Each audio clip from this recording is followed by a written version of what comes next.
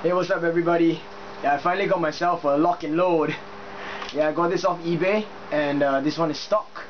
So yep, fires off mega darts, and here we go. Thing about this I realized is that it has like 100% seal. So check it out. I don't know if all lock and loads are like that, but this one happens to have this. I don't know why, I just tried it out, but yeah. So put that aside now. On to the main blaster. This is my modified Nerf SuperMAXX 1000, and I'm really happy with this. I got this off Forsaken Angel, and modifications were all you know, followed off the modifications done on Nerf Haven. Namely, I took a good read of Blister, Silencer, and Soothsayer's mods, and I followed Soothsayer's mod the closest because he was using PETG, and that was what I was rebarrelling mine with. I didn't want to single it, and I didn't want to have a manual rotation, and I didn't want to use brass. So yep, okay, modifications done. Standard plug the pump, shoved in PETG into all the dart slots. What else did I do? Add an O-ring around the air release hole, so the seal is improved by a lot. The only problem now is that because of the seal and because of the thickness of my O-ring, I have to squeeze really hard in order for the turret to advance. As you can see, I'm having to exert quite a bit of strength, but I'm really impressed by this old school vintage blaster because the turret rotation mechanism is really solid. It gives you a very good click click click, and all the time it's always aligned perfectly. And yeah, I also stuffed in a length of 15mm PVC, which is the same outer diameter as a Schedule 80 PVC or Schedule 40 PVC.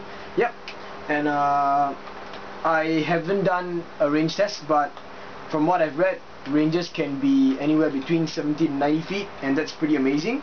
I'll be loading this up with Atani's white darts, and I'll be firing them off over here. First 3 shots will be with 2 pumps, and the last 3 shots will be 3 pumps. So here we go. Grab some darts. Unfortunately, this blaster has no space. I mean, you can, but I don't want to destroy the look of it, so I didn't do a rear loading slot. But they already have slots on the front, so I'll just make do with that. So here we go. You can still manual rotate this blaster, but it only manual rotates in one direction because there's this kind of a blocker. But that's a good thing, I suppose. Maybe it helps with the turret rotation mechanism. I'm not so sure, but yep.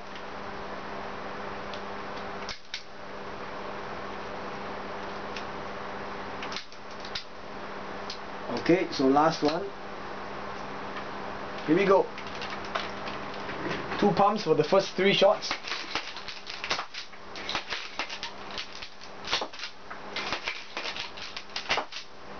Oops, that one flew too far. Okay, so 3 pumps for the next 3 shots.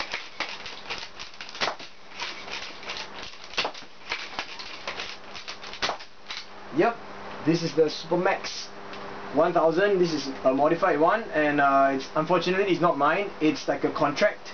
But because I did this, and I'm really impressed by the performance of this blaster, I'm actually considering getting one for myself. I mean, I have one new in box, but I don't want to touch that, so I might try and source out for another one so I can play with it. Yep, and finally, the last update, I have finally transplanted the Octoshot into the blue Simba triple blaster shell. Yep, I had some problems when I was doing that because I believe that the Simba blaster, maybe because it's a third-party brand, I'm not so sure, but the internals and all the mechanisms seem to be like a little bit thicker than the Airzone version. Yeah, so I was having problems with the rotating mechanism. I could only prime it up to 5 clicks, and then it would just jam up. It's also very evident when you compare plunger tubes. In my Airzone triple shot, I was using the AJ's buff plug plunger head seal, and then when I tried it on the Simba plunger tube, I couldn't fit it in. I mean, I had to really squeeze it in, and then it became too tight. So I guess the ID of the plunger tube was just a hair thicker. but I reworked that now. I basically took the old plunger tube and everything and put it in here, so the new plunger tube is all in the air zone version. I'm gonna think of a way or something to do with that. I don't know what I want to do yet, but so anyway, yeah, it's working fine now, and just show it to you guys.